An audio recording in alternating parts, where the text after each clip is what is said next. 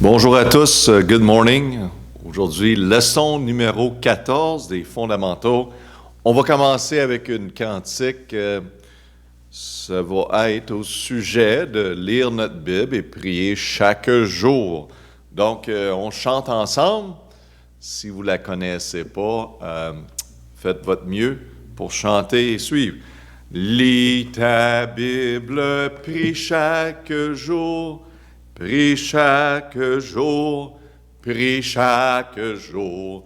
Lis ta Bible, prie chaque jour. Si tu veux grandir, si tu veux grandir, si tu veux grandir. Lis ta Bible, prie chaque jour, si tu veux grandir. Amen. Donc, il faut apprendre ces cantiques quand nous allons avoir le programme pour les enfants, le programme d'évangélisation, quand vous êtes dans votre foyer avec vos enfants, les neveux, les cousins, vous chantez ces cantiques. Amen. Amen. Amen. Hallelujah. All right. On va leur chanter encore dans les prochaines semaines, les amis. La prière, c'est le sujet de les fondamentaux 2, leçon numéro 14, dans notre étude, la première page, selon Actes 2, 42. Les jeunes chrétiens, avec les anciens, la Bible nous dit, ils persévéraient dans la doctrine des apôtres, dans la communion, dans la fraction du pain et dans les prières. Ces chrétiens avaient développé, dès le commencement de leur nouvelle vie en Christ, des habitudes bien définies, incluant la prière. Par sa parole, la Bible, Dieu parle aux chrétiens. Et dans la prière, le chrétien parle à Dieu. Cependant, dans ce monde affairé et empressé, l'étude biblique ainsi que la prière sont négligées par plusieurs. Et c'est cette raison-là que nous allons prendre à cœur et à comprendre et à mettre en pratique la prière. On va prier, Père éternel, aide-nous, on est en grand besoin de te faire confiance jour après jour, moment après moment, de prier, de demander à notre Dieu, le roi des rois. Et Père, on va voir à travers des Écritures et on te remercie pour l'enseignement sur le sujet de la prière. Merci pour l'exhortation. Aide-nous à le prendre à cœur et aide-nous à le mettre en pratique. Pour ta gloire, Père, on prie au nom de Jésus. Amen. Qu'est-ce que la prière? Qu'est-ce que la prière?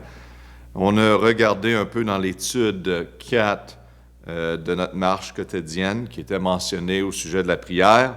Mais le verbe prière, lettre A, veut dire demander. Donc, écrivez demander dans l'examen. C'est bon de mettre un X à côté de ça parce que c'est ça que la prière veut dire. Écrivez une référence, lettre B, des Écritures, démontrant ce point. Donc, vous pouvez écrire plusieurs différentes références, mais une des références serait Matthieu 7, 7, qui dit « Demandez et on vous donnera. Cherchez, vous trouverez, heurtez et on vous ouvrira. » Donc, Matthieu 7, 7. Lettre C, selon 1 Jean 5, 14, la prière est de demander, regardez dans 1 Jean 5, 14, et la confiance que nous avons en lui, c'est que si nous demandons quelque chose selon sa volonté, il nous exauce. Amen. On peut avoir confiance. Et mes amis, la prière, ça fonctionne. Vous comprenez? Dieu entend nos prières. Et il y en a qui vont regarder à leur vie de prière et dire, Dieu ne semble pas à répondre à mes prières. Bon, si on demande selon sa volonté, dans son temps, dans sa façon, il va le faire. Il y a parfois des fois que j'ai oublié, j'ai demandé au Seigneur de faire quelque chose, soit dans ma vie ou dans la vie de quelqu'un, et je m'attendais que ça allait se passer d'une certaine façon, basée sur ma demande. Mais Dieu m'a écouté, mais il l'a fait d'une différente façon, dans un différent temps, et j'ai réalisé, j'ai dit, « Wow! C'est vrai, j'avais demandé! » Parce que nous, on oublie, n'est-ce pas? Mais Dieu est fidèle. Donc, faites-lui confiance. Let's say, c'est quelque chose. L'espace à remplir, là, c'est le mot quelque chose. Lettre D. Selon Philippiens 4, 6, la prière est d'exposer regardez dans Philippiens 4, 6, ne vous inquiétez de rien. Rien, ça veut dire rien. Wow! Vous êtes très intelligent. N'inquiétez-vous de rien, mais en toute occasion, exposez vos demandes devant Dieu par des prières et des supplications avec des actions de grâce. Gloire à Dieu. Merci Seigneur. Amen. Donc, lettre D, la prière est d'exposer nos demandes devant Dieu à toute chose, selon Philippiens 4, 6. Donc, écrivez, demande, et après ça, toute chose, toute occasion. Ça veut dire en toute occasion, ça veut dire à l'école. Ça veut dire en marchant à l'école. Ça veut dire en voyageant dans l'autobus. En toute occasion, demandez, parlez avec lui. Attendez pas pour un moment spécial, oui, parfois le matin, on va mettre un moment de côté, c'est bien, mais l'attitude de prière à travers de notre journée, c'est peu importe où nous sommes, durant un meeting, Seigneur, donne-moi sagesse, j'ai besoin de toi. On n'a pas besoin de parler audible parmi un groupe, mais on peut parler à notre Dieu, et notre Dieu nous comprend. Dans les moments de difficulté, dans les beaux moments, le matin, le soir, durant la journée, avant de manger, remercier, rendre grâce à Dieu. C'est une habitude qui doit faire parmi nos vies. C'est une habitude qu'on doit apprendre. C'est très facile d'apprendre des mauvaises habitudes. Ça se fait avec la répétition. De la même façon pour des bonnes attitudes, une attitude de prière qui est tellement importante, qui va changer nos vies et la vie de plusieurs. C'est de planifier un plan de match et d'intégrer la prière, parce que c'est la priorité.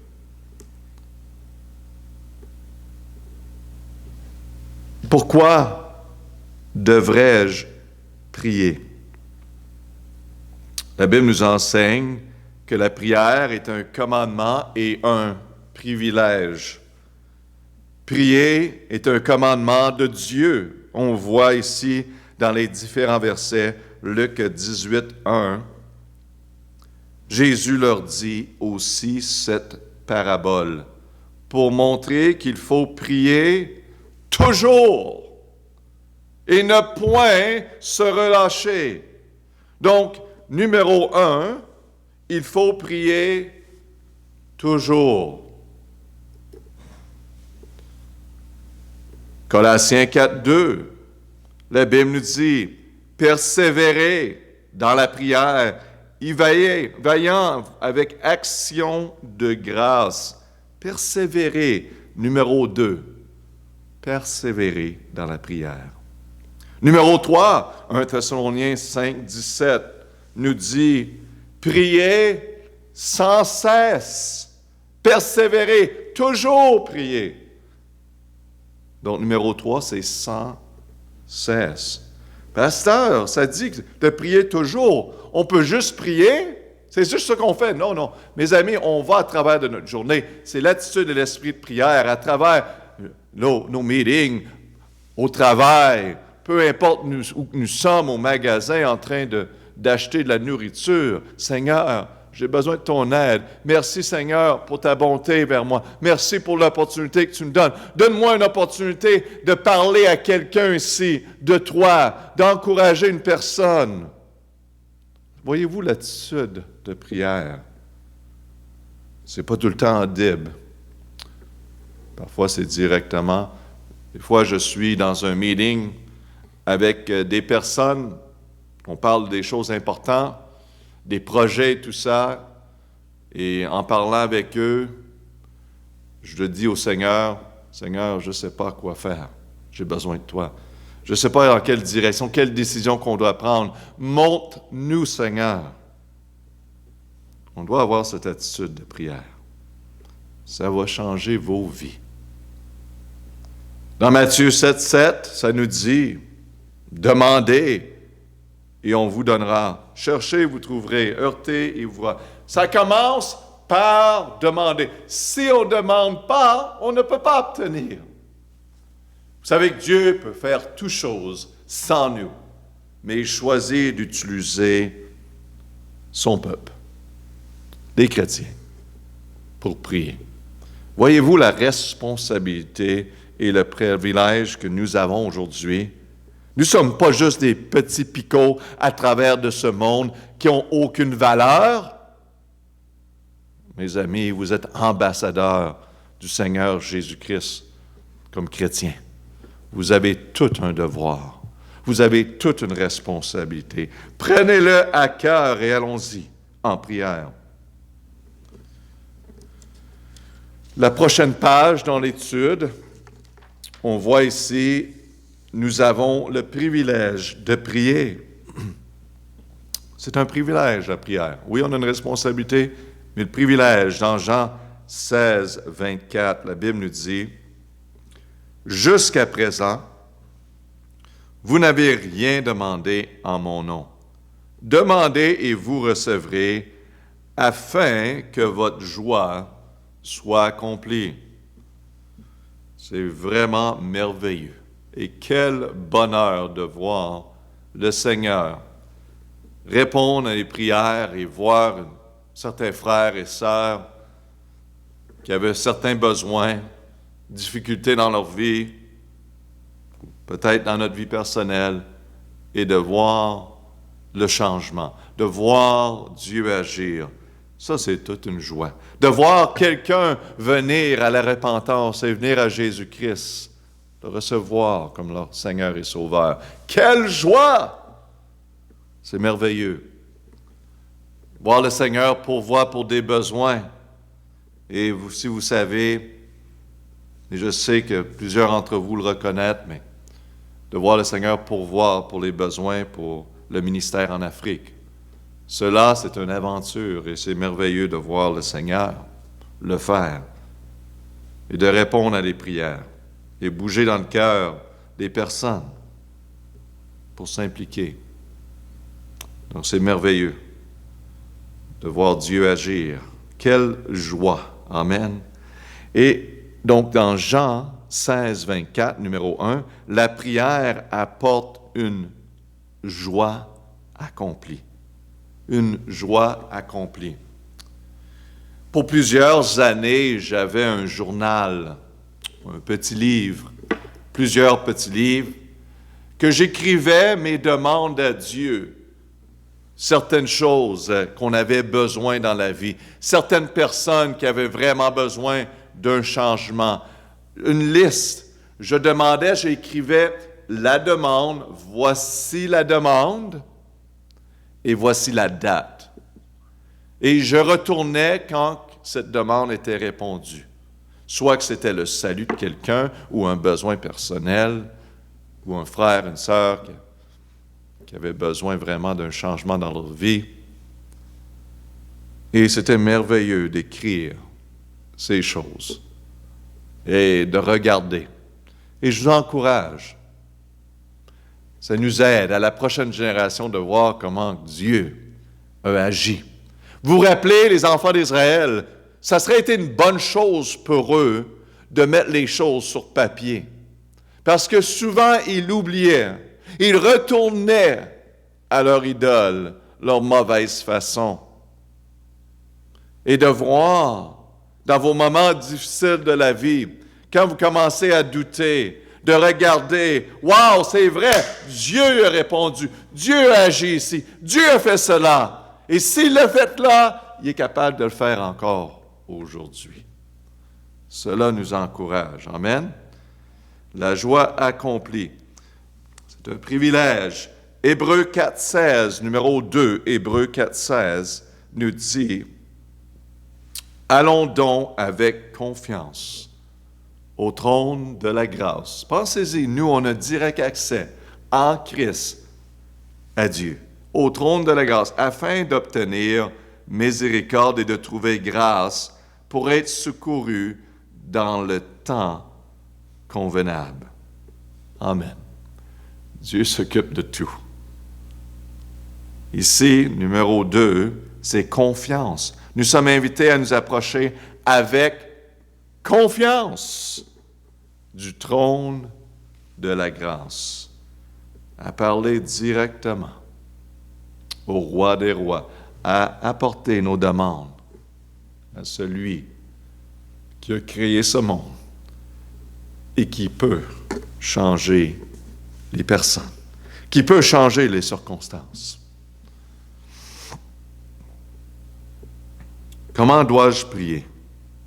Dans Luc 11, 1, les disciples du Seigneur Jésus-Christ lui ont demandé une chose noble lorsqu'ils ont dit « Seigneur, enseigne-nous à prier. » En retour, Jésus leur a donné un modèle de prière, appelé à tort la prière du Seigneur.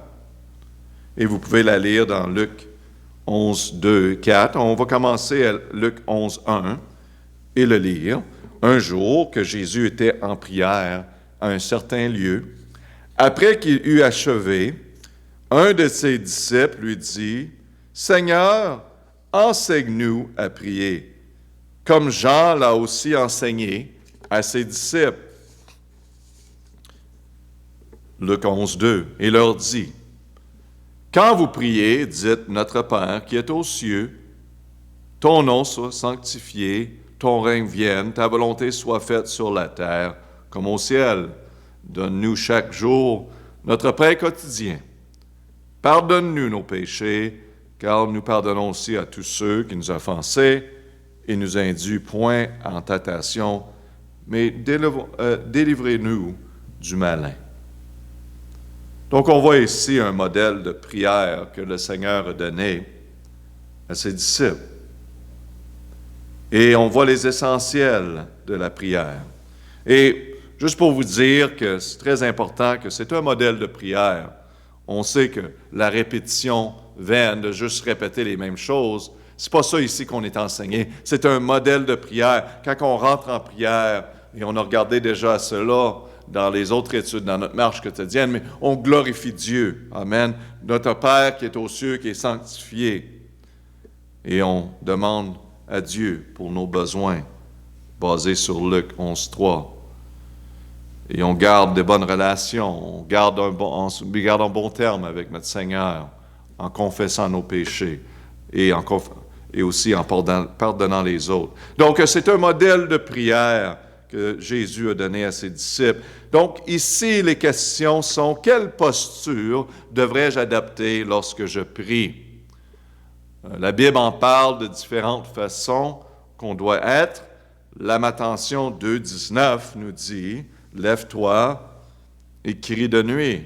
Dès que le commencement de veille de la nuit, répands ton cœur comme de l'eau en la présence du Seigneur. Lève tes mains vers lui pour la vie de tes petits-enfants qui meurent de faim au coin de toutes les rues. » Non, nous pouvons nous tenir, élever et prier. Le mot « debout » est utilisé aussi, ou « élever » et prier. Donc, c'est en voulant dire que, disons qu'il y en a qui aiment bien aller prier dans la nature, dans le bois, crier à Dieu, c'est correct. On pense que c'est toujours d'une certaine façon de se prosterner à genoux, c'est très bien, mais quand on est dans l'attitude de prière, les amis, on doit prier sans cesse et prier toujours. Imaginez-vous, on ne peut pas être à genoux tout le temps. Et donc, debout, c'est bien. On voit les exemples ici dans 1 Roi 8,50, 8,54. La Bible nous dit, « Et quand Salomon a achevé de faire toutes ses prières et ses supplications à l'Éternel, il se leva devant l'autel de l'Éternel où il était à genoux, les mains tendues vers les cieux. » À genoux.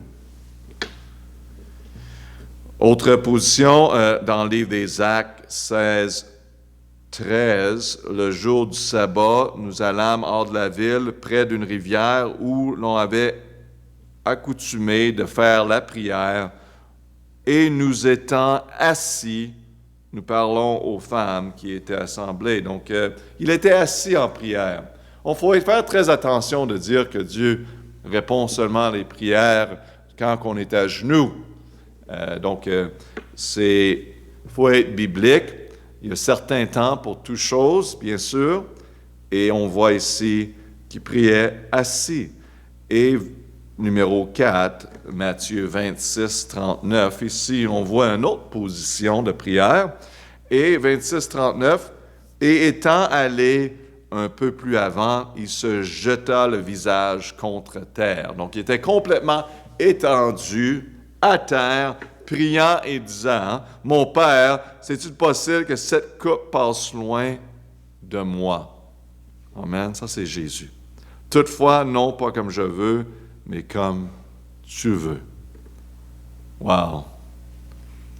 Donc on voit ici, basé sur l'étude de ces Écritures, que concluez-vous au sujet de la posture que nous devrons adapter lorsque nous prions? Il y a différentes postures et souvent dans notre temps personnel, on va se mettre à genoux comme révérence et honneur. C'est plus naturel pour nous. Je te dirais qu'il y a un temps pour toute chose, mais à travers de ma journée, je ne me remets pas à genoux. Souvent, je vais prier être dans l'automobile, ou être durant au travail ou à l'école, quoi que ce soit, une attitude de prière est nécessaire. Donc, c'est ici les différentes postures qui est mentionnées. Ça, c'est l'espace à remplir. Lettre B, à qui vais-je adresser mes prières? Très important que les prières soient adressées à les bonnes personnes. Et ici, dans Matthieu 6, 9, on voit les différents passages qui nous mentionnent à qui adresser. Vous donc priez ainsi, notre Père qui est aux cieux, que ton nom soit sanctifié. Donc, au Père qu'on voit. Et dans Jean 16, 23, en ce jour-là, vous m'interrogez plus sur rien. En vérité, je vous dis que tout ce que vous demanderez au Père. Donc, on voit, on s'adresse au Père. Et livre des Actes 12, 15, Pierre étant gardé dans la prison, mais l'Église faisait sans cesse des prières à Dieu pour lui. Donc, on parle à Dieu, le Père. Également, dans Jean 15, 16, la Bible nous dit, « Ce n'est pas vous qui m'avez choisi, Jésus dit, mais c'est moi qui vous ai choisi et que vous êtes établi, afin que vous alliez et que vous portez des fruits, et que votre fruit soit permanent, et que ce que vous demanderez au Père, en mon nom, nom de Jésus-Christ, bien sûr, il vous le donne. » Donc, on s'adresse et on prie, « Père, Père, notre Dieu, on te glorifie. On a besoin de toi. » Donc, on s'adresse au Père. Au nom de qui vais-je prier? Donc, on a ici les versets qu'on a vus. Au Père, en mon nom, au nom de Jésus-Christ. Donc, on va terminer nos prières. On demande ces choses au nom de Jésus-Christ. Et on voit dans Jean 14, 14.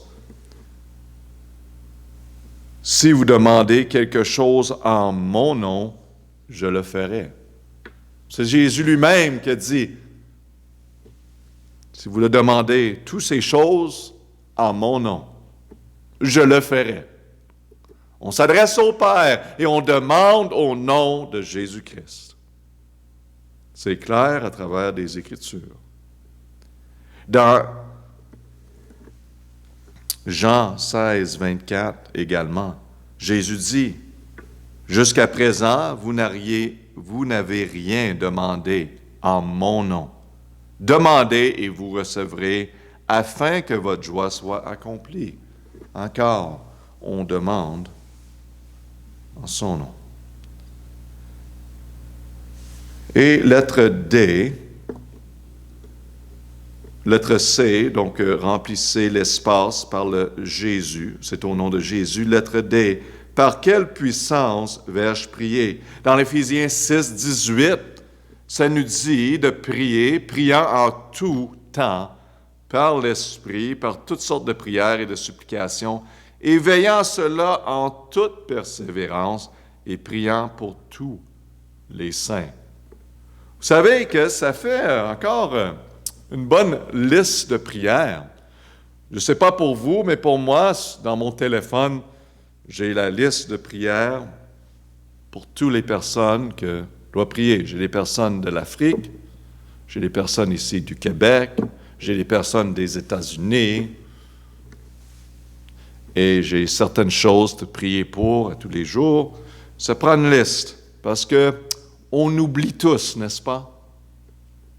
On a bonnes intentions, mais il faut être prêt. Si la prière est nécessaire et importante, primordiale pour le chrétien, il faut avoir un plan de match.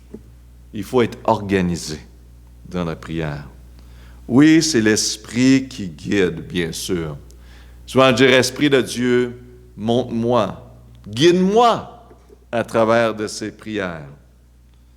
Donc, on voit ici par quelle puissance et par l'Esprit, et dans Jude 1, 20 également, mais vous, bien-aimés, vous édifiez à vous-même sur votre très sainte foi, priant par le Saint-Esprit, qui remène, qui apporte des choses à la mémoire. Amen. Savoir quoi prier, parce qu'on ne sait même pas. Et qu'est-ce qu'on prie? Le Saint-Esprit même l'interprète pour nous vers le Père, afin qu'il comprenne.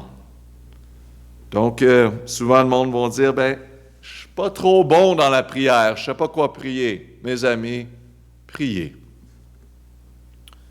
Et le Seigneur va s'occuper du reste. Il sait vos cœurs, vos désirs. Et la meilleure façon d'apprendre à prier, c'est de prier.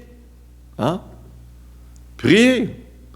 Et si vous allez voir dans la parole de Dieu, c'est des simples prières, n'est-ce pas? Ce n'est pas des longues prières comme on voit à travers les pharisiens qui essayaient d'impressionner. Gardez vos prières simples et directes. Et c'est ça qui est important. On parle au Seigneur, on ne parle pas aux autres. On parle à lui. Donc, lettre D, c'est l'Esprit. Lettre E, la bonne attitude dans la prière. La liste que nous allons regarder contient quelques-unes des attitudes clés pour la prière. Donc, on va regarder à certains des passages ici dans la prochaine page que vous avez avec vous, qui est page 101. Vous allez voir les différents versets et on va les mettre dans les espaces qui s'appliquent. Donc, si on regarde ici le nom révérence, on va regarder les versets premièrement dans Luc 11, 5 à 8. Dans Luc 11, 5 à 8, dans l'ordre qu'ils sont, et les placer à la bonne endroit. Donc, dans Luc 11, 5 à 8, la Bible nous dit, « Puis, il leur dit, si l'un de vous avait un ami qui vient le trouver à minuit et qui lui dit, « Mon ami, prête-moi 3 pains. » Car un des amis qui est au voyage est survenu chez moi et je n'ai rien à lui présenter. Et que cet homme qui est dans sa maison lui répondit, « Ne m'importune pas, ma porte est fermée et mes enfants sont avec moi au lit, je ne saurais me lever pour t'en donner. » Hein? Donc, lâche-moi tranquille. C'est ça qu'il dit. C'est Jésus, là, maintenant, qui revient, qui dit cette histoire, ça. Et je vous dis que quand même, il ne se lèverait pas pour lui en donner. Parce qu'il est son ami, il se lèverait à cause de son importunité en lui et lui en donnera autant qu'il aura besoin. Ici, on voit la persévérance, l'importunité de continuer, de lâcher et de demander continuellement. Finalement, il va lui en donner. Donc ici, on voit Luc 18, 1, 5, va aller dans l'espace de persévérance. Continuez à demander. Donc, dans la section persévérance, écrivez Luc 18, 1 à 5. Si vous croyez que ça devrait aller dans une autre section, vous pouvez le faire. Il n'y aura pas d'examen. Mais on veut juste comprendre qu'est-ce qu'est l'attitude de prière ici dans ces passages. Donc, le deuxième verset mentionné dans notre liste, c'est Philippiens 4, 6. Ne vous inquiétez de rien. Amen. Ça, c'est un verset que vous devrez mettre dans votre cœur. Mais en toute occasion, exposez vos demandes devant Dieu par des prières et des supplications avec des actions de grâce. Gloire à Dieu. Merci Seigneur pour cette journée. Merci Seigneur qu'on peut te rassembler pour écouter ta parole et t'encourager avec les frères et les sœurs. Merci Seigneur de s'occuper de nous, nos besoins. Donc ici, Philippiens 4, 6, ça nous donne de l'assurance. Ne vous inquiétez de rien. Donc, moi je l'ai mis dans l'espace numéro 2 ici, assurance. Donc, vous pouvez écrire à côté d'assurance, Philippiens 4, 6. Le prochain verset, Psaume 62, 9. Peuple, confiez-vous en lui en tout temps, rependez votre cœur devant lui, Dieu est notre retraite. Amen. Gardez cette liste de versets-là proche de vous, mes amis. Comme j'ai dit, ces études-là, vous allez vous en servir pour le reste de votre vie, pour vous encourager et aussi pour aider les autres. Donc, c'est très, très important, ces versets. C'est au niveau de la prière, on a plusieurs versets ici. Psaume 62, 9 parle de confiance. Confiez-vous. Donc, confiance, ici le mot confiance, c'est dans l'espace numéro 8. Vous pouvez écrire Psaume 62, 9. Et le prochain verset, c'est Jacques 5, 16. Confessez vos fautes les uns les autres et priez les uns pour les autres, afin que vous soyez guéris, car la prière fervente du juste a une grande efficace. Oh, le Seigneur nous encourage de prier. L'adversaire, avec ça, veut nous décourager. Hein, regarde, ça ne marche pas la prière, ça ne fonctionne pas. Mais Dieu ici nous dit la vérité. Et c'est le temps qu'on écoute qu'est-ce que Dieu dit et on met de côté qu'est-ce que l'adversaire et toutes les autres personnes nous disent. On rejette les fausses enseignements. Donc ici, Jacques 5,16, c'est vraiment, ça parle de l'ardeur et la ferveur. Donc, dans l'espace numéro 7, vous pouvez mettre Jacques 5,16, car ça dit de prier fervente. Et on continue, le prochain verset, c'est 1 Pierre 5,7, vous déchargeant sur lui de tous vos soucis, mes amis. On a une place à apporter tous ces soucis-là. Arrêtez de les garder sur vous et de prendre les fardeaux de tous vos soucis, mais apportez-les à lui. Seigneur, je ne sais pas quoi faire. J'ai cette situation-là, j'ai ce problème-là. Apportez vos soucis à lui. C'est lui qui est en charge, n'est-ce pas? C'est seulement lui qui peut changer les circonstances. Donc, pas vous. On réalise quand on essaye nous-mêmes, quand nous tentons de changer les circonstances, les choses n'avancent pas. Laissons-lui agir. Donc ici, dans 1 Pierre 5, 7, parle de dépendance. Tous vos soucis déchargés vers lui. Donc, lettre numéro 6, excusez-moi, le mot dépendance, vous pouvez ajouter le verset 1 Pierre 5, 7. Ça parle de dépendance. Matthieu 6, 9. Voyez donc, priez ainsi, notre Père qui est aux cieux, ton nom, soit sanctifié, ton règne vienne. Donc ici, on parle de révérence. Dans la section révérence, vous pouvez mettre Matthieu 6, 9. Et dans Romains 15, 30, le prochain verset, « Je vous conjure donc, frères, par notre Seigneur Jésus-Christ et par l'amour de l'Esprit, de combattre avec moi dans la prière que vous ferez à Dieu pour moi. » Amen. Il y a des personnes qui ont besoin qu'on combatte pour eux dans la prière. Ils n'ont pas le désir pour le Seigneur Jésus-Christ. Ils s'en vont dans une mauvaise direction. Qui d'autres vont prier pour lui que nous? Allons-y. Combattons-nous pour notre famille. Combattons-nous pour les autres que le Seigneur a apportés dans notre vie, dans notre chemin, qui vivent des moments de difficulté, qui ont besoin du salut, qui ont besoin d'une délivrance. Combattez-vous. Donc, on parle ici de Romains 15, 30, va aller dans la section de ardeur et ferveur, parce que c'est le combat. Ça parle de ardeur. Écrivez dans cette section de ardeur, ferveur, Romains 15, 30.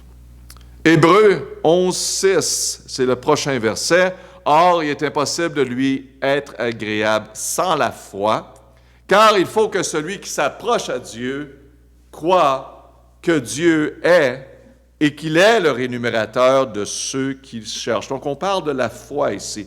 Hébreux 11, 6 va dans la section de foi. Numéro 3 ici, écrivez Hébreux 11, 6. Hébreux 4, 16. Et le prochain verset, « Allons donc avec confiance au trône de la grâce, afin d'obtenir miséricorde et de trouver grâce pour être secouru dans le temps convenable. » Wow, Dieu s'occupe de tout.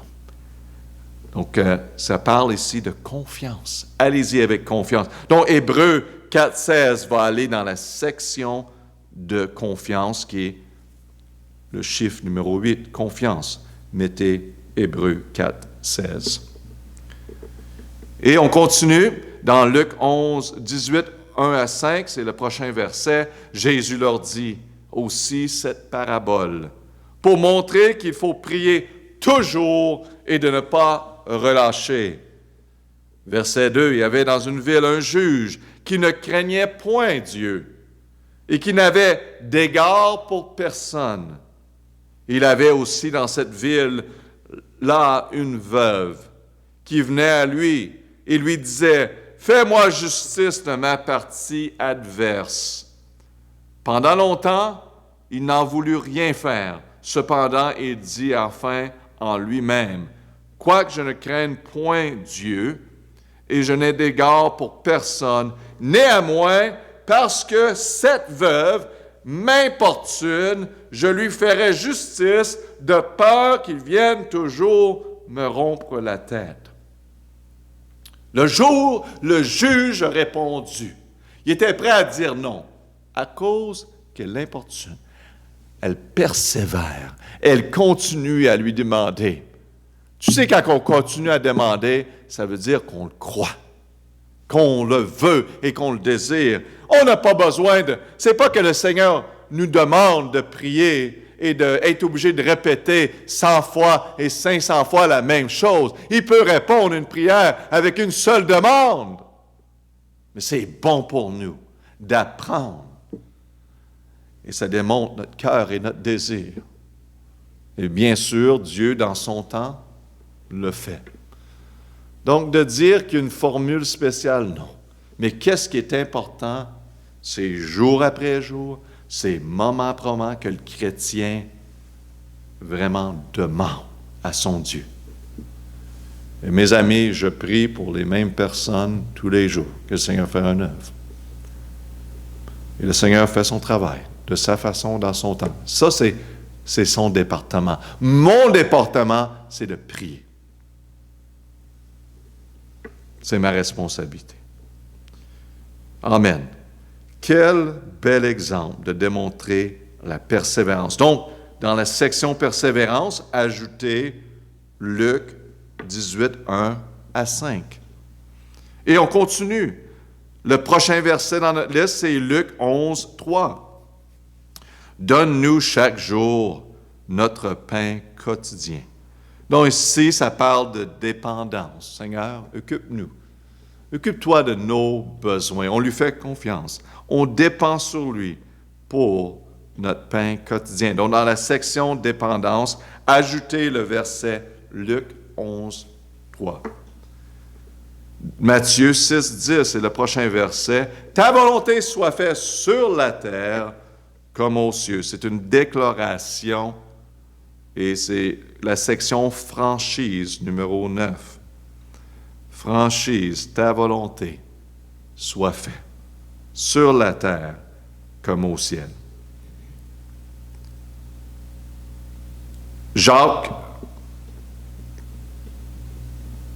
1, 5 à 7, quelques versets qui restent. Et si quelqu'un de vous manque de sagesse, qu'il demande à Dieu. Amen. Qui donne à tout libéralement, sans reproche, et il lui sera donné. Mais qui demande avec foi, sans douter, car celui qui doute est semblable au flot de la mer qui est agité par le vent et ballottait ça et là et d'un côté à l'autre. Donc allons-y, par la foi, demandons-lui. Qu'un tel homme, en effet, ne s'attende pas à recevoir quelque chose du Seigneur. Donc le Seigneur dit, regarde, c'est par la foi. Donc dans la section de la foi, qui est numéro 3, ajoutez Jacques 1, 5 à 7, on voit l'attitude de la foi dans la prière.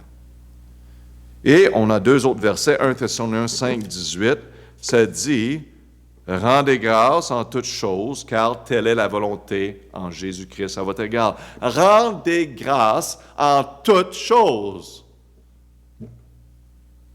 Parfois, c'est difficile, n'est-ce pas, quand on parle de toutes choses. Et on a des moments difficiles où vous êtes peut-être, vous êtes vous êtes à l'école en ce moment peut-être, vous êtes au travail et vous vivez des moments difficiles. Rendez grâce. Seigneur, merci de m'avoir donné cette opportunité. Et merci, Seigneur, de m'apporter une place où que je dois te faire confiance. Seigneur est bon. Donc, la section de remerciements, vous pouvez ajouter, c'est numéro 4, remerciement 1 Thessaloniciens 5, 18. Et en finissant, le dernier verset, 1 Jean 5, 14, et la confiance que nous avons en lui, c'est que si nous demandons quelque chose selon sa volonté, il nous exauce. On parle ici de confiance dans 1 Jean 5, 14. Section confiance, ajoutez 1 Jean 5, 14. Donc, en finissant ici, on a la dernière partie de la page. Quand devrais-je prier? Quand? Il y a 2 réponses bibliques à cette question. Ici, on voit, je dois prier, basé sur 1 Thessaloniciens 5:17, sans cesse. Ça dit ça dans l'espace A, écrivez sans cesse. Ceci veut dire que nous devons avoir une attitude de prière, prêt à prier en tout temps, en tout lieu. Il n'existe aucun temps où nous ne pouvons pas prier. Ici, on peut lire dans Luc 18:1, Romains 12:2, Colossiens 4:2, Éphésiens 5:18. Vraiment, la prière. Et on va en lire quelques-uns, vous pouvez lire le reste vous-même, mais dans Colossiens 4:2, ça dit « persévérer dans la prière ». Dans Éphésiens 5:18, « prier en tout temps par l'Esprit ». Donc on voit ici, tout temps, persévérance, sans cesse. Lettre B, je dois être déterminé à réserver du temps pour la prière. Daniel, ici, la Bible nous dit dans Daniel 6:10, « Et quand Daniel eut appris que le décret était écrit, il entra dans sa maison et les fenêtres de sa chambre étaient ouvertes du côté de Jérusalem. Il se mettait 3 fois le jour à genoux. Et il priait et célébrait son Dieu comme auparavant. » Donc, Daniel, lui, priait 3 fois par jour. David priait chaque matin. Psaume 5:4. « Et l'Éternel, dans le matin, tu entends ma voix. Dès le matin, je me tourne vers toi et je regarde. » Numéro 3, le Seigneur Jésus pria le matin dans Marc 1:35. Le matin, Jésus, comme il avait encore fort obscur, s'étant levé, il sortit et s'en alla dans un lieu écarté, et il pria. Les apôtres réservaient des moments bien définis pour prier dans le livre des Actes 3:1. Pierre et Jean montaient ensemble au temple à l'heure de la prière, qui était la 9e. Donc, c'est essentiel de développer un plan régulier de prière et c'est merveilleux de commencer toujours la journée avec prière. Et ça devrait faire partie de nos vies. Parfois, c'est d'ajuster nos horaires. « Pasteur, je n'ai pas le temps. » Mes amis, le succès de votre vie, votre future génération, va dépendre sur le peuple, les personnes qui prient. C'est ça qui fait toute la différence. On démontre notre dépendance sur notre Dieu. Faites les changements nécessaires dans vos vies afin que la prière devienne la priorité. Le temps avec votre Seigneur devient la priorité dans la parole et dans la prière. Les 2 P. Proverbe 8:17 nous dit « J'aime ceux qui m'aiment, et ceux qui me cherchent me trouvent. » Amen. Vous avez un Dieu qui vous aime, qui est prêt à tout faire pour vous. Confiez-vous en lui. Père éternel, merci pour cette étude. C'est tellement bon de voir tous ces versets. Et l'importance démontrée pour la prière. Aide-nous, Père, à mettre ces choses en pratique pour ta gloire, afin que plusieurs vies peuvent être transformées, afin que ton œuvre avance avec efficacité, soit efficace. Père, fais ton travail en nous, pour ta gloire, on prie au nom de Jésus. Amen. Amen.